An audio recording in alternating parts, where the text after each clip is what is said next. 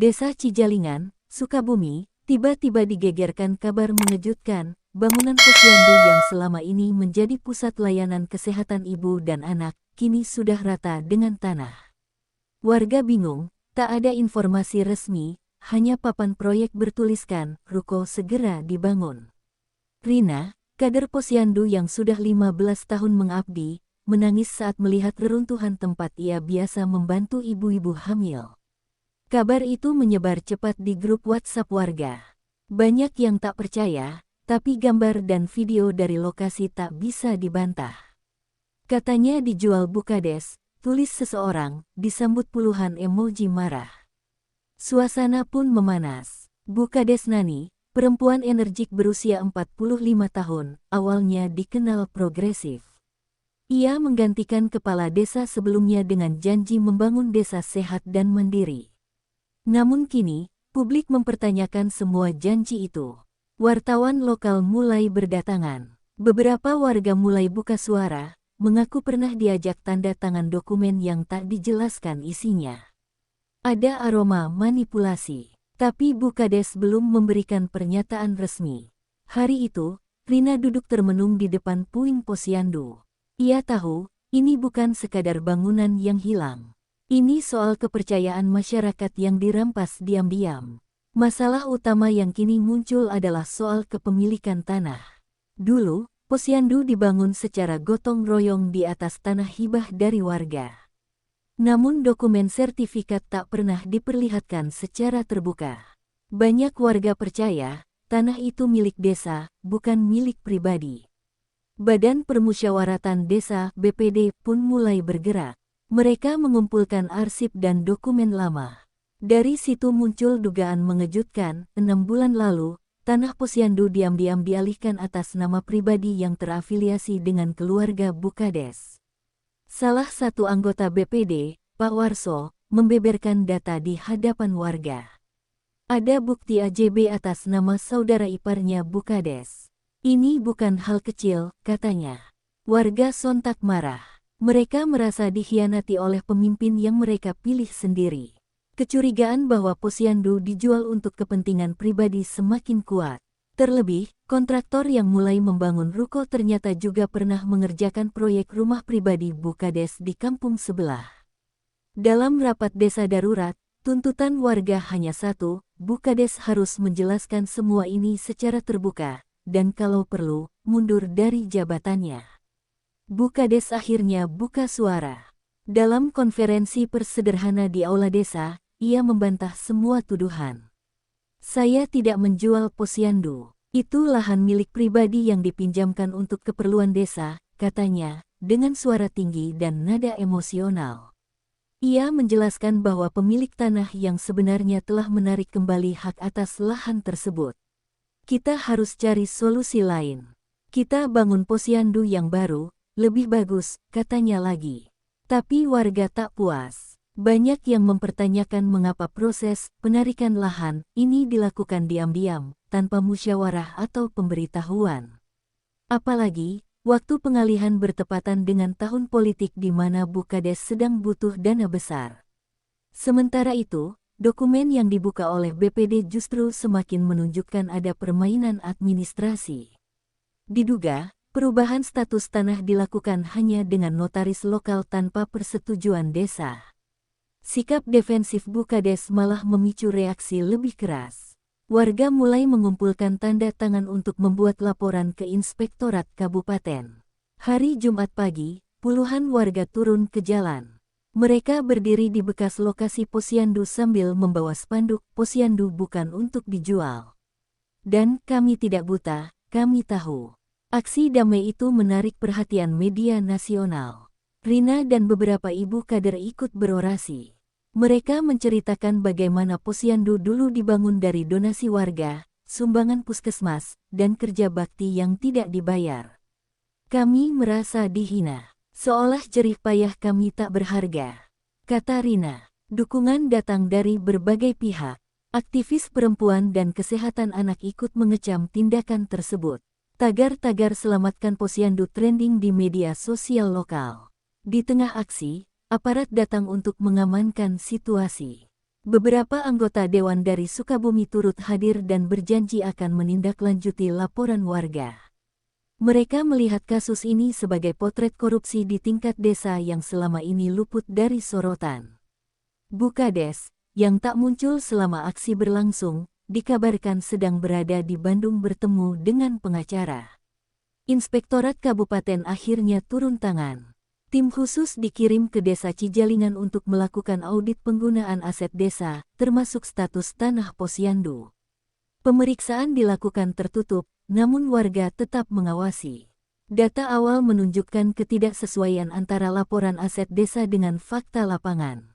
Tanah posyandu tidak tercatat dalam laporan 2024, padahal dalam laporan 2022 masih tertera aktif. Ini menguatkan dugaan adanya pemalsuan data. Bukades dipanggil ke kantor kabupaten untuk memberikan klarifikasi. Ia datang ditemani pengacara dan tetap ngotot bahwa dirinya tidak bersalah. Saya hanya menjalankan administrasi sesuai prosedur, katanya. Namun, investigasi membongkar lebih dalam. Ternyata, ada lebih dari satu aset desa yang berubah status selama masa jabatan Bukades. Tidak hanya posyandu, tetapi juga satu gudang pangan dan lahan PAUD. Temuan ini membuat masyarakat semakin murka. Gerakan warga tak lagi hanya soal posyandu, tetapi soal integritas dan keadilan dalam pemerintahan desa. Bukades Nani rupanya tak tinggal diam. Ia menyerang balik dengan menggugat 3 warga yang dianggap menyebarkan fitnah, termasuk Rina, kader posyandu yang paling vokal. Gugatan perdata itu diajukan ke Pengadilan Negeri Sukabumi dengan dalih pencemaran nama baik.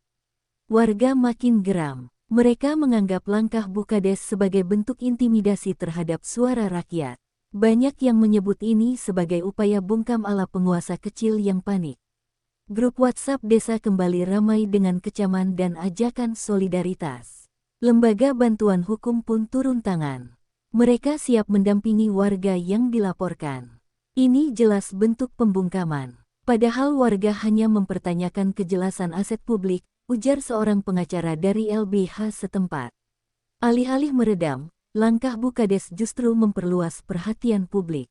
Media nasional mulai menyorot kasus ini sebagai contoh buruk kepemimpinan perempuan yang tak berpihak pada masyarakat. Di tengah situasi tegang itu, muncul surat edaran dari Dinas Pemberdayaan Masyarakat Desa yang menyebutkan bahwa kepala desa bisa diberhentikan sementara bila ada indikasi kuat penyalahgunaan wewenang. Surat itu menjadi angin segar bagi warga. Investigasi dari inspektorat mulai membuahkan hasil. Mereka menemukan bukti bahwa akta jual beli atas nama ipar Bukades dilakukan tanpa dasar hukum kuat. Tanah posyandu masih terdaftar sebagai aset desa saat transaksi itu berlangsung. Temuan itu disampaikan ke Bupati Sukabumi dan langsung menjadi perhatian serius. Bupati memerintahkan evaluasi menyeluruh atas kepemimpinan Bukades Nani, sekaligus memeriksa camat yang menandatangani rekomendasi lepasnya aset. Sementara itu, warga terus menambah tekanan. Mereka membentuk aliansi penyelamat aset desa dan meluncurkan petisi daring. Dalam 3 hari, petisi tersebut ditandatangani lebih dari 5.000 orang, termasuk warga desa lain yang mengalami kasus serupa. Rina kembali berbicara di media. Ia menyampaikan harapannya agar posyandu bisa dibangun kembali di tempat semula, bukan sekadar dihibahkan ke lokasi lain yang jauh dan sulit dijangkau warga lansia dan ibu hamil. Pihak DPRD Kabupaten pun akhirnya angkat bicara. Mereka menyebut bahwa praktik semacam ini sudah banyak terjadi di desa-desa terpencil, hanya saja baru kali ini terbongkar secara terbuka.